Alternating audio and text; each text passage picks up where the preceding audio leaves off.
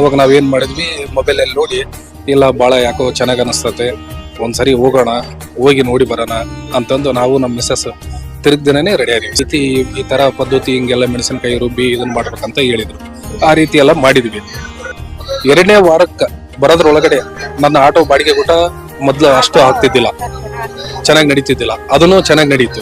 ಆಮೇಲೆ ನಮಗೂ ಮನಸ್ಸಿಗೆ ಒಂದ್ ಸ್ವಲ್ಪ ಸಮಾಧಾನ ಆಯ್ತು ದರ್ಶನ ಮಾಡಕ್ಕೆ. ನಮಗಂತೂ ಸಾಕಷ್ಟು ಒಳ್ಳೇದಾಗಿದೆ, ಬಹಳ ಚೆನ್ನಾಗಿ ಅನಿಸ್ತದೆ, ಬಹಳ ತೃಪ್ತಿ ಆಯ್ತು ನನಗೆ. ಆಮೇಲೆ ಇಂಥ ದೇವರು ನಾನು ಎಲ್ಲಿ ನೋಡಿಲ್ಲ. ಆಮೇಲೆ ಸಾಕಷ್ಟು ಬಹಳ ಕಷ್ಟ ಇತ್ತು ನಮಗೆ, ಯಾರನ್ನೂ ಸಹಾಯ ಮಾಡ್ತಿದ್ದಿಲ್ಲ. ನಾವು ಯಾವಾಗ ಈ ದೇವರಿಗೆ ಮೊರೆ ಬಿದ್ದೀವಿ ಅವಾಗ್ಲಿಂದ ನಮಗೆ ಸಾಕಷ್ಟು ಬದಲಾವಣೆ ಆಯ್ತು.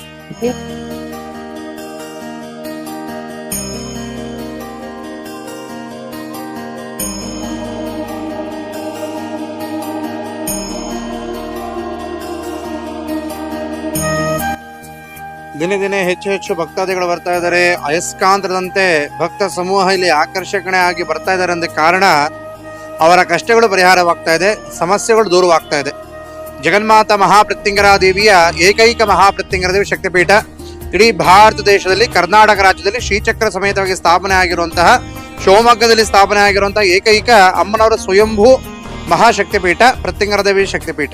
ಮಾಡಿರುವಂತಹ ಮಾಟ ಮಂತ್ರಗಳು, ಶತ್ರುಕಾಟಗಳು, ವಾಮಾಚಾರ, ದೃಷ್ಟಿದೋಷ, ಕಣ್ಕಟ್ಟು, ಬಾಯಿಕಟ್ಟು, ದೇವರಿಗೆ ಮುಖ ಕಟ್ಟು, ಮನೆ ಮುಂದೆ ಕುಂಕುಮ ಹಾಕೋದು, ಲಿಂಬೆಹಣ್ಣು ಹಾಕೋದು, ಸ್ವಂತದವರೇ ನಿಮಗೆ ಕೆಡಕ ಮಾಡ್ತಾ ಇದ್ದಾರೆ, ಸ್ವಂತದವರೇ ನಿಮಗೆ ತೊಂದರೆ ಕೊಡ್ತಾ ಇದ್ದಾರೆ, ತಾಪತ್ರೆ ಮಾಡ್ತಾ ಇದ್ದಾರೆ, ಬಿಸ್ನೆಸ್ ಅಲ್ಲಿ ನಿಮಗೆ ಏಳಿಗೆ ಆಗಕ್ ಬಿಡ್ತಾ ಇಲ್ಲ. ಪರಿಹಾರದ ಸಾಂತ್ವನದ ಕೇಂದ್ರ ಶಿವಮೊಗ್ಗ ಮಹಾಪ್ರತ್ಯಂಗರ ದೇವಿ ಸನ್ನಿಧಾನ. ಪ್ರತಿ ಅಮಾವಾಸ್ಯೆ, ಪ್ರತಿ ಪೌರ್ಣಮಿಯಲ್ಲಿ ಇಲ್ಲಿ ಪ್ರತ್ಯಂಗರಾ ದೇವಿ ಒಣಮೆಣಸಿನಕಾಯಿ ಮಹಾಯಾಗ ನಡೆಯುತ್ತೆ. ಅದೇ ರೀತಿ 5 ಭಾನುವಾರ ಕಾರಕಾರವಾಗಿರುವಂತಹ ಒಣಮೆಣಸಿನಕಾಯಿ ರುಬ್ಬಿ ಅಮ್ಮನವರಿಗೆ ಹಚ್ಚೋದ್ರಿಂದ ಎಲ್ಲಾ ಶತ್ರು ದೋಷಗಳು ಪರಿಹಾರ, ನಂಬಿಕೆ ದ್ರೋಹಗಳು ಪರಿಹಾರ. ದುಡ್ಡು ಕೊಟ್ಟು ವಾಪಸ್ ಕೊಡ್ತಾ ಇಲ್ಲ ಅಂತಾರೆ.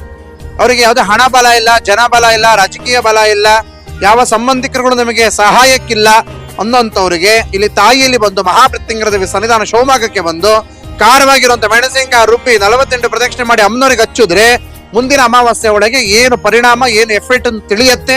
ಆ ತಿಳಿದಿರೋದ್ರಿಂದನೇ ಇವತ್ತು ಇಷ್ಟು ಜನ ಬಂದು ದೇವಸ್ಥಾನದಲ್ಲಿ ಮೆಣಸಿನಕಾಯಿ ರುಬ್ಬುತ್ತಾ ಇದ್ದಾರೆ, ಹಚ್ತಾ ಇದ್ದಾರೆ.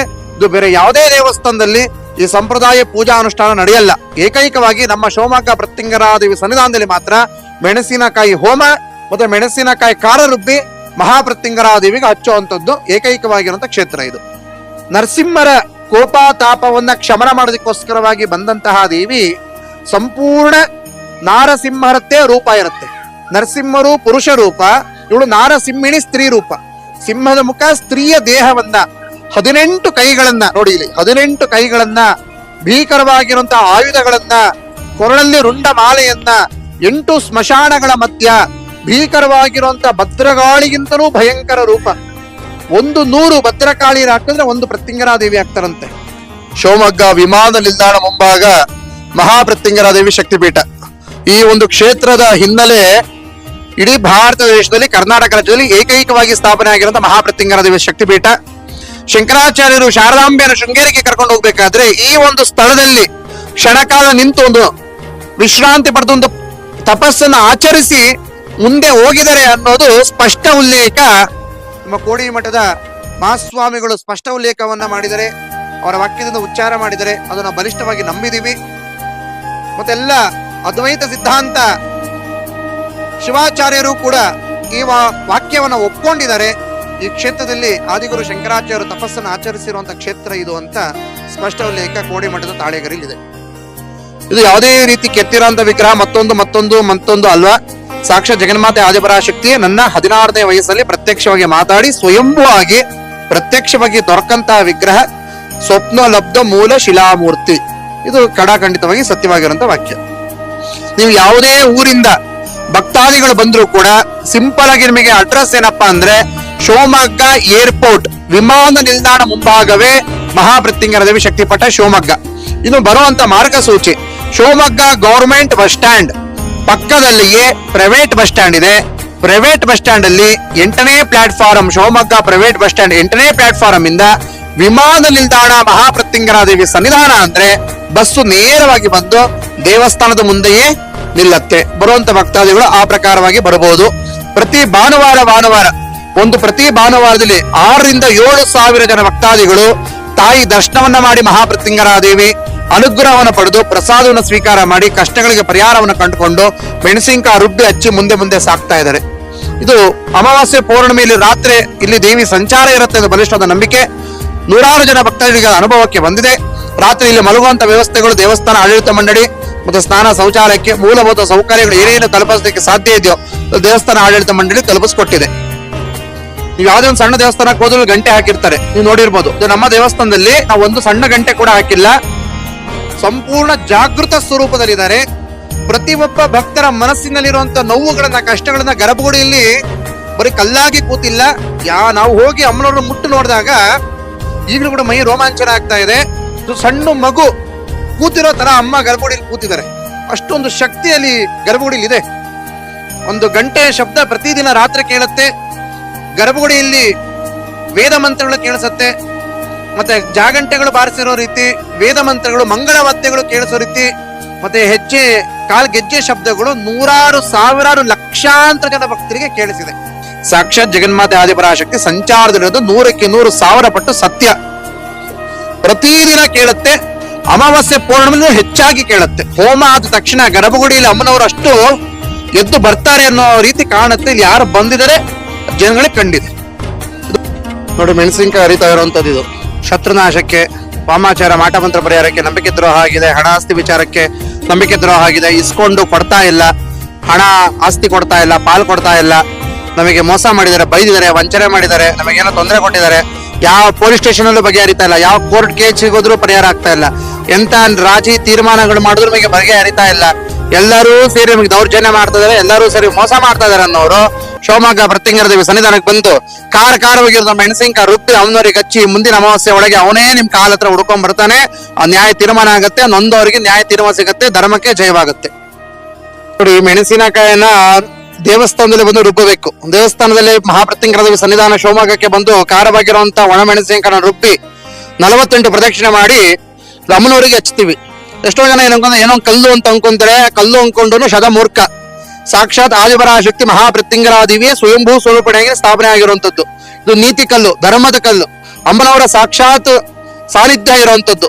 ಯಾರು ಭಕ್ತಿ ಶ್ರದ್ಧೆಯಿಂದ ಮನಸ್ಸಿಂದ ಬೆಂದು ಕಷ್ಟ, ಕಾರ್ಪಣ್ಯ, ಮೋಸ, ವಂಚನೆ ಗುರಿಯಾಗಿದ್ದೀವಿ, ನ್ಯಾಯ ಸಿಗ್ತಾ ಇಲ್ಲ, ಮೋಸ ಆಗಿದೆ, ನಮ್ಮನ್ನ ಕಿತ್ತು ತಿಂತಾ ಇದ್ರೆ, ನಮ್ದೇನೋ ತಪ್ಪಿಲ್ಲ ಅಂದ್ರೂ ನಮಗೆ ಗೋಳೈಕೊಂತ ಇದ್ರೆ, ಮನೆಯಿಂದ ಆಚೆ ಹಾಕಿದರೆ, ಆಸ್ತಿ ಕೊಡ್ತಾ ಇಲ್ಲ, ನಮಗೆ ಪಾಲ್ ಕೊಡ್ತಾ ಇಲ್ಲ, ಅಂಗಡಿಯಲ್ಲಿ ವ್ಯಾಪಾರಗಳಾಗ್ತಾ ಇಲ್ಲ, ದೃಷ್ಟಿ ಮಾಡ್ತಾರೆ, ನಮ್ಮನ್ನ ಕೆಡಿಸ್ತಾರೆ, ನಮ್ಮನ್ನ ಹಾಳು ಮಾಡ್ತಾರೆ, ನಮಗೆ ಏನೋ ಮಾಟಮಂತ್ರ ಮಾಡಿಸ್ತಾ ಇದೆ ಅನ್ನೋರು ತಾಯಿ ಮುಂದೆ ಒಂದು ಮೊರೆ ಇಟ್ಟು ಇಲ್ಲಿ ಮೆಣಸಿನಕಾಯಿ ರುಬ್ಬಿ ಹಚ್ಚಿದ್ರೆ ಮುಂದಿನ ಅಮಾವಾಸ್ಯೆಯೊಳಗೆ ಎಫೆಕ್ಟ್ ಕಾಣುತ್ತೆ. ಅಷ್ಟೊಂದು ಶಕ್ತಿ, ಅಷ್ಟು ಸಾನ್ನಿಧ್ಯ, ಅಷ್ಟು ಇಲ್ಲಿ ಸಾಕ್ಷಾತ್ ಜಗನ್ಮಾತೆ ಆದಿಪರಾಶಕ್ತಿ ಸ್ಥಾಪನೆ ಆಗಿದ್ದಾರೆ. ನೊಂದ ಜೀವಿಗಳಿಗೆ ಧರ್ಮವನ್ನ ದಯಪಾಲಿಸ್ಕೊಡ್ತಾ ಇದ್ದಾರೆ. ಅವ್ರು ನೊಂದಂತ ಜೀವಿಗಳಿಗೆ ಮುಂದೆ ಜೀವನ ಸಾಗಿಸಲಿಕ್ಕೆ ಏನ್ ದಾರಿ ಬೇಕು, ಉದ್ಯೋಗದಲ್ಲಿ ಆಗಿರ್ಬೋದು, ವ್ಯಾಪಾರದಲ್ಲಿ ಆಗಿರ್ಬೋದು, ವ್ಯವಹಾರದಲ್ಲಿ ಆಗಿರ್ಬೋದು, ಕೆಲಸ ಕಾರ್ಯದಲ್ಲಿ ಅವರಿಗೆ ಏಳಿಗೆ ಕೊಡ್ತಾ ಇದ್ದಾರೆ. ನೊಂದಂತವ್ರಿಗೆ ಧರ್ಮವನ್ನ ತರಿಸ್ಕೊಡ್ತಾ ಇದ್ದಾರೆ. ಅಂತ ಒಂದು ಸತ್ಯವಾಗಿರುವಂತ ಅಮ್ಮನವರ ಸ್ವರೂಪ ಇದು. ನಮ್ಮೂರು ಶಿವಮೊಗ್ಗ. ನಾನಿಲ್ಲಿ ಪ್ರದರ್ಶನಕ್ಕಾಗಿ ಬಂದಿದ್ದೇನೆ. ದೇವರಿಗೋಸ್ಕರ ಕೇಳಕೊಳ್ಳಕ್ಕೆ ಬರ್ತಿದ್ದೇನೆ. ಫಸ್ಟ್ ಬರ್ಬೇಕು, ಸೆಕೆಂಡ್ ಬರ್ಬೇಕಂತ ಕೇಳ್ಕೊಂಡೆ. ಹೆಸರು ಶಾಲಿನಿ ಅಂತ. ನಾವು ಶಿವಮೊಗ್ಗದಿಂದ ಬರ್ತಾ ಇದೀವಿ. ತುಂಬಾ ನಮ್ಮ ಮನೆಯಾಗ ಅಕ್ಕಪಕ್ಕದವರು ಮತ್ತೆ ಮೊಬೈಲ್ಗಳಲ್ಲಿ, ಟಿವಿಗಳಲ್ಲೆಲ್ಲ ನೋಡಿದೀನಿ ದೇವಿ ಬಗ್ಗೆ. ತುಂಬಾ ಕಷ್ಟಗಳನ್ನೆಲ್ಲ ಪರಿಹಾರ ಮಾಡ್ಕೊಟ್ಟಿದ್ದಾರೆ ಅಂತ ಕೇಳಿದೀನಿ. ಹಂಗಾಗಿ ನಮಗೂ ಸ್ವಲ್ಪ ಕಷ್ಟಗಳಿತ್ತು, ಅದನ್ನ ಪರಿಹರಿಸ್ಕೊಬೇಕು ಅಂತ ಬಂದಿದ್ದೀವಿ. ಇದೇ ಫಸ್ಟ್ ಟೈಮ್ ಬಂದಿರೋದು. ಒಂದ್ 5 ವಾರ ಬಂದು ದೇವಿಗೆ ಮೆಣಸಿನಕಾಯಿ ಎಲ್ಲ ರುಬ್ಬಿ ಹಚ್ಚಿದ್ರೆ ಒಳ್ಳೇದಾಗುತ್ತೆ ಅಂತ ಹೇಳಿದ್ದಾರೆ. ನಾವು ಮೈಸೂರಿಂದ ಬರ್ತಾ ಇದೀವಿ. ಆಕ್ಚುಲಿ ಯೂಟ್ಯೂಬ್ ಅಲ್ಲೆಲ್ಲ ನೋಡಿದ್ವಿ. ಮುಂಚೆ ಎಲ್ಲ ನೋಡ್ಬಿಟ್ಟು ಮತ್ತೆಲ್ಲಾರು ಕೊಡ್ತಾ ಇದ್ದಿದ್ ರಿವ್ಯೂಸ್ ನೋಡ್ಬಿಟ್ಟು ಸ್ವಲ್ಪ ನಮ್ದು ಮನೆಯೆಲ್ಲ ಪ್ರಾಬ್ಲಮ್ಸ್ ಎಲ್ಲ ಇತ್ತು. ಫೈನಾನ್ಷಿಯಲಿ ಪ್ರಾಬ್ಲಮ್ ಅಲ್ಲಿ, ಹೆಲ್ತ್ ಇಶ್ಯೂಸ್ ತುಂಬಾ ಇತ್ತು ನನ್ಗೂನು. ಸೊ ಇಲ್ಲಿ ಬಂದ್ರೆ ಎಲ್ಲ ಒಂದ್ ಪರಿಹಾರ ಸಿಗುತ್ತೆ, ಅಮ್ಮನ ಹತ್ರ ಹೋದ್ರೆ ಅಂತ ಹೇಳ್ಬಿಟ್ಟು ಹೇಳಿದ್ರು ಅಂತ ಇವತ್ತು ಫಸ್ಟ್ ಟೈಮ್ ಬರ್ತಾ ಇದೀನಿ. ಬಂದು ನೋಡ್ದೆ, ಅಮ್ಮನ ದರ್ಶನ ಆಯ್ತು. ಮೆಣಸಿನಕಾಯಿ ಖಾರ ಕೂಡ ಹಚ್ಚಿದೀವಿ. ಇನ್ನ 5 ವಾರ ಕೂಡ ಬರ್ಬೇಕು. ಇನ್ನ ಹೇಳಿಕೆ ಆಗಿಲ್ಲ, ನೋಡೋಣ ಮುಂದೆ ಏನ್. ನಮ್ಗೆ ಇಟ್ಕೊಂಡೆ ಬಂದಿದೀವಿ. ನಮ್ ಕಷ್ಟ ಎಲ್ಲ ಪರಿಹಾರ ಮಾಡ್ತಾಳೆ ಅಮ್ಮ ಅನ್ಕೊಂಡೆ. 5 ವಾರ ಬರ್ಲಿಕ್ಕೆ ಹೇಳಿದಾರೆ. ಫಸ್ಟ್ ಟೈಮ್ ಬಂದಿದೀವಿ. 5 ವಾರ ಫಸ್ಟ್ ಟೈಮ್ ಬರ್ತಾ ಇರೋದು. ಇವಾಗಿನ್ನ ಪೂಜೆ ಆಗಿಲ್ಲ, ಮುಗಿಸ್ಕೊಂಡು ಹೋಗಿ ಇನ್ನ 5 ವಾರ ಬರ್ಬೇಕು ಅಂತ ಅನ್ಕೊಂಡೆ.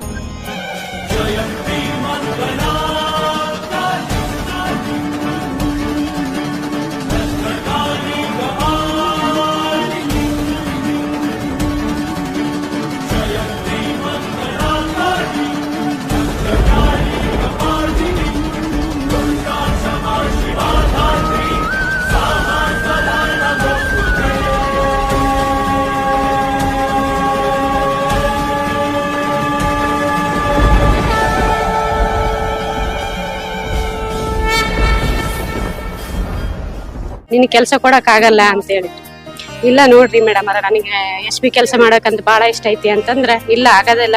ಅಲ್ಲಿ ಹೆಡ್ ಆಫೀಸ್ ಇಂದನೂ ಕೇಳಿದ್ರು ಆಗಲ್ಲ ಅಂತ ಹೇಳಿದ್ರು. ಅವ್ರ ಹೆಡ್ ಆಫೀಸ್ ಹೋಗಿ ಕೇಳ್ಕೊಂಡ್ ಬಂದೆ, ಅಲ್ಲಿನೂ ಆಗಲ್ಲ ಅಂತ ಹೇಳಿದ್ರು. ಮತ್ತೆ ಇಲ್ಲಿ ಬಂದು ಯೂಟ್ಯೂಬ್ ಅಲ್ಲೆಲ್ಲ ನೋಡಿದ್ವಿ, ಬರಂತ ಅಂದ್ರು. ಫಸ್ಟ್ನೇ ವಾರ ಬಂದ್ರೆ ಎಲ್ಲ ಕೇಳಿದ್ವಿ. ಅಂದ್ರ ಹೇಳಿಕೆ ಕೇಳಂದ್ರು, ನಾವ್ ಹೇಳಿಕೆ ಕೇಳಲಿಲ್ಲ. ಫಸ್ಟಿಗೆ ಇದು ಮೆಣಸಿನ್ಕಾಯಿ ರುಬ್ಬಿ 48 ಪ್ರದಕ್ಷಿಣೆ ಹಾಕಿ ಹೋಗಿ 1 ವಾರದಲ್ಲೇ ನಮ್ಮನೆ ರಾಟು ಬಾಡಿಗೆ ಚೆನ್ನಾಗ್ ಆಗತ್ತೆ. ಮತ್ತೆ 2ನೇ ವಾರ ಬಂದು ಮತ್ತೆ ಬೇಡ್ಕೊಂಡ್ ತಾಯಿ ಹತ್ರ, ನೋಡಮ್ಮ ನನ್ಗೆ ಆ ಕೆಲಸ ಮಾಡ್ಬೇಕು, ಬಹಳ ಇಷ್ಟ ಆಗೈತಿ, ಆ ಕೆಲಸ ನನಗೆ ಕೊಡ್ಲೆ ಇದನ್ನೇ ಮಾಡಕ್ ಅಂದಾಗ ಈ 3ನೇ ವಾರದಾಗ ನಿನ್ನೆ ಕರೆ ಕಳ್ಸಿ, ನಿನ್ನೆ ಶನಿವಾರ ನಿನ್ನೆ ಬೆಳಗ್ಗೆನೆ ಬಾ ವಿಷಯ ಮಾಡಿ ಕೆಲಸ ನೀ ಮಾಡ್ತೀನಿ ಅಂತ ಹೇಳ್ದಲ್ಲ ಅಂದ್ರೆ ಕೆಲಸ ನಂಗೆ ಖುಷಿ ಆಗೈತಿ, ಸಂತೋಷ ಆಗೈತಿ. ಸಂತೋಷಕ್ಕೆ ಏನ್ ಹೇಳಿದ್ರು ಇದಾಗಲ್ಲ. ಅಮ್ಮ ಅಂತ ಇದಾಳ ಖಂಡಿತ. ಮತ್ತೆ ಗುರುಗಳು ಹೇಳ್ತಾರೆ ಈ ತರ ಪೂಜೆ ಮಾಡ್ಬೇಕು ಅಂತ ಹೇಳಿ, ಆ ತರ ಮಾಡ್ಕೊಂಡು ಹೋದ್ರೆ ಖಂಡಿತವಾಗಿ ಎಲ್ಲರಿಗೂ ಒಳ್ಳೇದಾಗುತ್ತೆ. ನಾನೇ ಸತ್ತು 200 ರೂಪಾಯಿ ಆಗ್ಲಿ ನನಗೆ ದುಡಿಮೆ 1000 ಎಷ್ಟಾದ್ರೂ ನನಗೆ ದುಡ್ಡು ಸಿಗುತ್ತೆ. ಕಷ್ಟ ಬಿದ್ದು ದುಡಿತೀನಿ. ಒಟ್ಟಿ ಈ ತಾಯಿ ಆಶೀರ್ವಾದ ಅಂತ ಇದೆ ನೋಡಿ. ಇಲ್ಲಿ ಬೀಗ ಹೊಡೆಯೋದು ಮತ್ತೆ ಬೊಂಬೆ ಹೊಡೆಯುವಂಥದ್ದು ಅಂತ ಇದೆ. ಇದೊಂದು ತಾಂತ್ರಿಕ ವಿಧಾನದ ಪೂಜೆ, ಅಥರ್ಣ ವೇದದಲ್ಲಿ ಉಲ್ಲೇಖ ಇರುವಂಥದ್ದು. ನಮಗೆ ಯಾರು ಕೂಡ ಸಪೋರ್ಟ್ ಇಲ್ಲ. ನಮಗೆ ಯಾವುದೇ ರೀತಿಯ ಕೋರ್ಟು ಕೇಸು ಕಚೇರಿ ಸಂಬಂಧಿಕರುಗಳು ಎಲ್ಲ ಮೋಸ ಮಾಡಿದ್ದಾರೆ. ನಾವು ಹಣವಂತರಲ್ಲ, ಜನವಂತರಲ್ಲ, ನಮಗೆ ಯಾರೂ ಕೂಡ ಸಪೋರ್ಟಿಗೆ ಇಲ್ಲ, ನಮ್ಮ ಪರ ಯಾರೂ ಇಲ್ಲ. ನಮ್ಮ ಮೋಸಕ್ಕೆ, ವಂಚನೆಗೆ, ದೌರ್ಜನ್ಯಕ್ಕೆ ಗುರಿಯಾಗಿದ್ದೀವಿ ಅನ್ನುವಂಥವ್ರು, ನಮಗೆಲ್ಲೂ ಕೂಡ ನ್ಯಾಯ ದೊರಕುತ್ತಾ ಇಲ್ಲ ಅನ್ನುವಂಥವ್ರು ವಿಪರೀತ ನಮಗೆ ತೊಂದರೆ ಕೊಡ್ತಾ ಇದ್ದಾರೆ. ನಮ್ದೇನೂ ತಪ್ಪಿಲ್ಲ, ನಾವು ಯಾರ ತಂಟೆಗೂ ಹೋಗಿಲ್ಲ, ಯಾರಿಗೂ ಮೋಸ ಮಾಡಿಲ್ಲ ಅಂದ್ರೂ ಕೂಡ ನಮಗೆ ನಾನಾ ರೀತಿ ತೊಂದರೆ ತಾಪತ್ರಗಳು ಮಾಡ್ತಾ ಇದ್ದಾರೆ ಅಂತ ನಾವು ನೊಂದಿದ್ದೀವಿ, ದೌರ್ಜನ್ಯಕ್ಕೆ ಗುರಿಯಾಗಿದ್ದೀವಿ ಅನ್ನೋರು ಮಹಾಮೃತ್ಯುಂಜಯದೇವ ಸನ್ನಿಧಾನ ಶಿವಮೊಗ್ಗಕ್ಕೆ ಬಂದು ತಾಯಿಲಿ ಒಂದು ಶರಣಾಗತರಾಗಿ ದೇವಸ್ಥಾನದಲ್ಲಿ ಹೋಮ ಪೂಜೆಗಳನ್ನ ಮಾಡಿ ಮಂತ್ರಿಸಿಟ್ಟಿರ್ತೀವಿ ಬೊಂಬೆಯನ್ನ. ಅದನ್ನು ತಗೊಂಡು ಹೆಣ್ಣು ಶತ್ರುವಿನಿಗೆ ತೊಂದರೆ ಕೊಡುವಂಥವ್ರು, ಹೆಣ್ಣಾಗಿದ್ರೆ ಹೆಣ್ಣು, ಗಂಡಾಗಿದ್ರೆ ಗಂಡು, ಆ ಗಂಡು ಬೊಂಬೆಯನ್ನ, ಹೆಣ್ಣು ಬೊಂಬೆಯನ್ನು ತಗೊಂಡು ಈ ಮರಕ್ಕೆ ತಂದು ಹೊಡೆದ್ರೆ, ತಲೆ ಕೆಳಗೆ ಮಾಡಿ ಕಾಲ ಮೇಲೆ ಮಾಡಿ, ಮುಂದಿನ ಅಮಾವಾಸ್ಯೆ ಒಳಗೆ ಆ ಪರಿಣಾಮ ತಿಳಿಯುತ್ತೆ. ಆ ಬೀಗ ಹಾಕಿದ್ರೆ, ಬೊಂಬೆ ಹಾಕಿದ್ರೆ, ಬೀಗ ಬೊಂಬೆ ಹೊಡೆದ್ರೆ ಮುಂದಿನ ಅಮಾವಾಸ್ಯೆ ಒಳಗೆ ಎಫೆಕ್ಟ್ ತಿಳಿಯುತ್ತೆ. ಅವರಿಗೆ ನ್ಯಾಯ ದೊರಕತ್ತೆ, ಧರ್ಮಕ್ಕೆ ಕಾಲ್ ನೋವಿತ್ತು. ಹಂಗಾಗಿ ನಾವು 9 ಡಾಕ್ಟರ್ಗಳಿಗೂ ತೋರ್ಸಿದ್ವಿ, ಏನು ಪರಿಹಾರ ಆಗ್ಲಿಲ್ಲ. 1ನೇ ವಾರ ಬಂದ್ವಿ, ಅವಾಗ ತುಂಬಾನೇ ನಡಿಯಕ್ ಆಗ್ತಿರ್ಲಿಲ್ಲ. ಅವಾಗ ಹಿಂಗೆ 5 ವಾರ ಬಂದ್ವಿ. 5 ವಾರದಲ್ಲಿ ಈಗ ಚೆನ್ನಾಗಿ ಓಡಾಡ್ಕೊಂಡು ಚೆನ್ನಾಗಿದ್ದಾರೆ. ಈಗ ಒಣಮೆಣಸಿಕಾಯಿ ತಗೊಂಡ್ಬಂದು ಇಲ್ಲಿ ರುಬ್ಬಿ ದೇವ್ರಿಗೆ ಹಚ್ಬೇಕು. ದೇವ್ರಿಗೆ ಹಚ್ಚಿದ್ರಿಂದ ಅವತ್ತಿಂದ ಪರವಾಗಿಲ್ಲ, ಕಾರಣವೆಲ್ಲ ಇದಾಗಿದೆ. ಮತ್ತೆ ಇಲ್ಲಿ ಏನು ಅಂದ್ರೆ ಒಂದ್ ಕೈ ಉರಿ ಬರಲ್ಲ, ಒಂದ್ ಕಣ್ಣೀರ್ ಬರಲ್ಲ, ಏನು ಇಲ್ಲ, ಚೆನ್ನಾಗೇ ಇದಾಗುತ್ತೆ. ಒಂದ್ ಕೈ ರುಬ್ತಾ ಇದ್ರೆ ಕೈ ಉರಿನೂ ಬರೋದಿಲ್ಲ, ಅಷ್ಟು ಶಕ್ತಿ ಇದೆ ದೇವರಲ್ಲಿ. ಆ ಕೆಲ್ಸಕ್ಕೆ ಹೋಗ್ತಾರೆ, ನೋವೇ ಇಲ್ಲ, ಇವತ್ತು ಪರವಾಗಿಲ್ಲ, ರಾತ್ರಿ ಯಾರೋ ಬಂದು ಒದ್ದಂಗಾಯ್ತು ಅಂತಂದ್ರೆ ಅವತ್ತಿಂದ ಪರವಾಗಿಲ್ಲ. ಕಾಲ್ ನೋವು ಎಲ್ಲ, ಬೆನ್ನು ನೋವು, ಕಾಲ್ ನೋವು ಎಲ್ಲ ಪರಿಹಾರ ಆಗಿದೆ. ನಮ್ಮ ಮನೆಯವರು ಸ್ವಲ್ಪ ಹಣ ಎಲ್ಲ ಇಸ್ಕೊಂಡಿದ್ದಾರೆ. ಹಣ ಎಲ್ಲ ಜನ ಇಸ್ಕೊಂಡ್ಬಿಟ್ಟು ಕೊಡ್ತಾ ಇಲ್ಲ ಇವಾಗ. ಅದಕ್ಕೆ ಸ್ವಲ್ಪ ಎಲ್ಲ ವ್ಯವಹಾರ ಎಲ್ಲ ಕರೆಕ್ಟ್ ಆಗಿ ಆಗ್ಲಿ ಅಂತ ದುಡಿಮೆ ಎಲ್ಲ ಡಲ್ ಆಗಿದೆ. ಅದಕ್ಕೆ ಚೆನ್ನಾಗಾಗ್ಲಿ. ಮನೆಯೆಲ್ಲ ಅಮಾಸೆ ಹುಣ್ಣಿಮೆ ಎಲ್ಲ ಬಂದ್ರೆ ಮನೇಲಿ ಸ್ವಲ್ಪ ರಿಸ್ಕ್ ಆಗ್ತಾ ಇದೆ. ಅದಕ್ಕೆ ಸ್ವಲ್ಪ ಎಲ್ಲ ಚೆನ್ನಾಗಾಗ್ಲಿ ಅಂತ ಅಮ್ಮನ್ ನಂಬ್ಕೊಂಡ್ ಬಂದಿದ್ದೀವಿ.